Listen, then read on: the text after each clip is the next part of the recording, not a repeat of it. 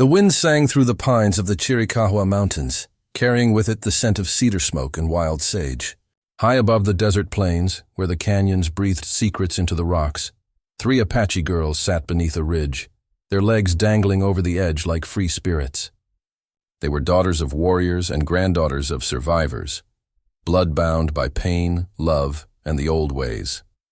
Taya, the eldest at 16, had eyes sharp like the hawk. She wore her hair braided tight and carried a small knife tied to her waist, not for hunting but for remembering. Every time her hand brushed its hilt, she thought of her father, who never returned from the raid at Skeleton Pass. Her heart, once soft, had turned into something else, something harder.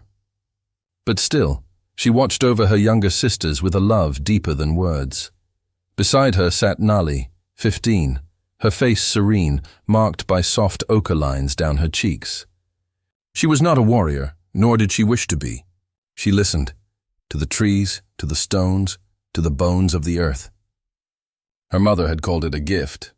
The elders whispered it was the spirit of Isanaklesh, the goddess of growth and healing flowing through her veins.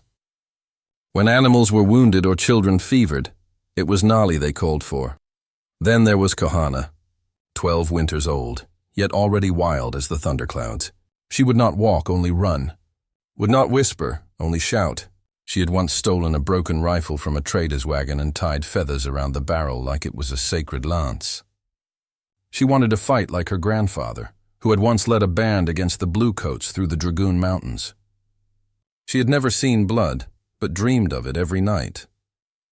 The village sat quiet that evening, sun falling behind the cliffs like fire melting into the rocks. Elders sat outside their wickiups, smoking prayers into the sky. Children played, mothers laughed, and drums echoed low like the heartbeat of the land. But even in that stillness, Nali shivered. "I heard the deer speak today," she said softly. Watching the far horizon, "What did they say?" Kohana asked, half mocking. Nali didn't answer. Taya looked at her, worry hidden behind her firm jaw.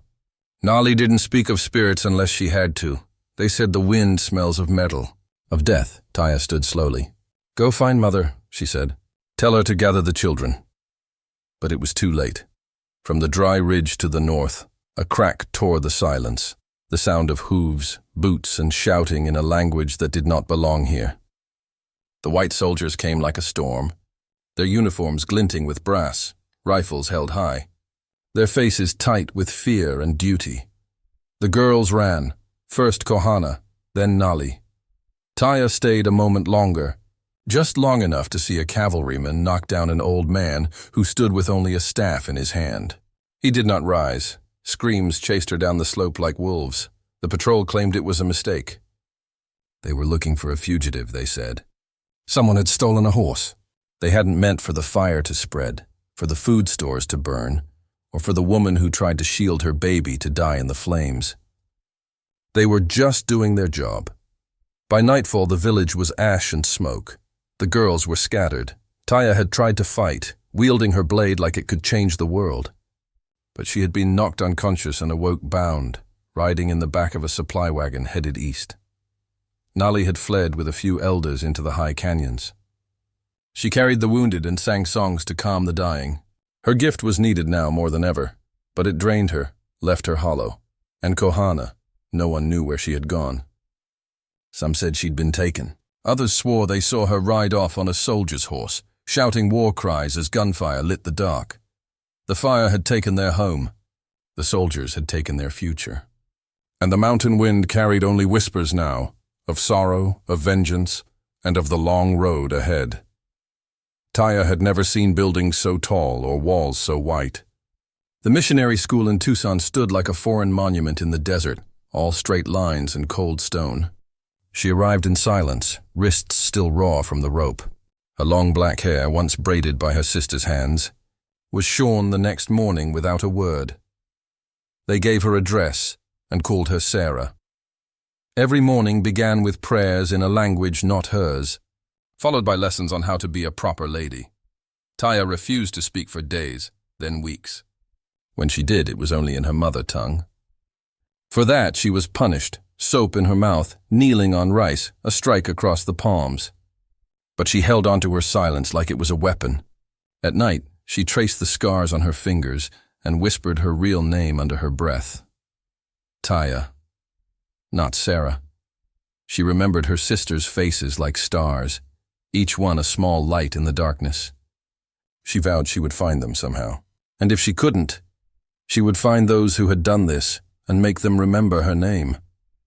Nali lived among ghosts. Deep in the canyons of the Chiricahua, she walked with the last of her people, old men too tired to run, women who'd buried too many children, and girls too young to understand the silence that had replaced laughter. She became their voice.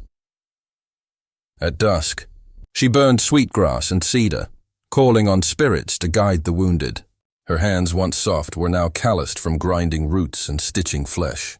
Dreams haunted her. Fire devouring the village, her mother's voice fading into wind, Kohana's laughter cut short. She did not speak of the pain in her chest or the visions that came unbidden. Her body ached. Her spirit thinned. But the people looked to her, and she could not fall, not yet. She became the mountain's voice, the healer of the broken. But each day she gave more of herself, until she felt like a shadow walking through a world that no longer knew her name. Kohana rode with ghosts too, only hers were still breathing. After the raid, she had cut her hair short and bound her chest, stealing the clothes from a dead scout. She renamed herself Chal, and no one questioned the sharpness in her eyes or the fury in her hands. She found a renegade band, Apache warriors who had escaped the reservations and now struck back in lightning raids against the cavalry and the settlers who stole their land. She learned to shoot, to ride hard under moonlight, to move like wind between stones. The boy she had become was fierce and fast, and she earned her place quickly. But at night, when the fire was low, and the men passed around whiskey and sorrow, she felt her heart unravel.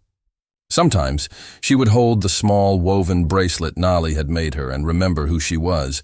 With every raid, with every life taken, her dreams darkened. The warpath had no end, only blood and echoes. But she told herself it was worth it, if only to make them pay. They were no longer girls. They were warriors, healers, ghosts. Fate, cruel and slow, brought them together again in the spring of the 4th year, beneath the red cliffs of Skeleton Ridge, where the U.S. Army planned to build a fort. Word had spread of an attack. Kohana Chal was among the raiders. Taya had escaped the school 2 winters before and had tracked the soldiers to this place. Nali, guided by visions, had come to warn the land. They saw each other in glimpses, in gasps. Kohana, bloodied and wild-eyed, recognized Taya by the scar on her hand. "Sister?" she whispered, disbelieving. Nali stepped from the shadows, her voice low, eyes hollow. "We are still bound." In the chaos that followed, the gunfire, the smoke, the screams, only 2 walked away. Nali had thrown herself into the fire, chanting to the earth, calling on the spirits one last time to stop the killing. The mountain shook. The soldiers fled. Kohana fell to her knees, cradling her sister's lifeless body. "She gave herself," Taya said, broken, "so we could live." They burned her there beneath the cliff, as the sun fell behind the ridge. The wind carried her spirit like dust, whispering across the desert. Taya and Kohana, now scarred women, did not speak for a long time. But they did not leave each other's side. To this day, they say the red wind that moves through the Chiricahua canyons carries the voices of 3 sisters, one who dreamed of peace, one who became war, and one who gave everything to hold them together. Their story lives not in books, but in the earth itself, in the dust of memory, in the whisper of the wind,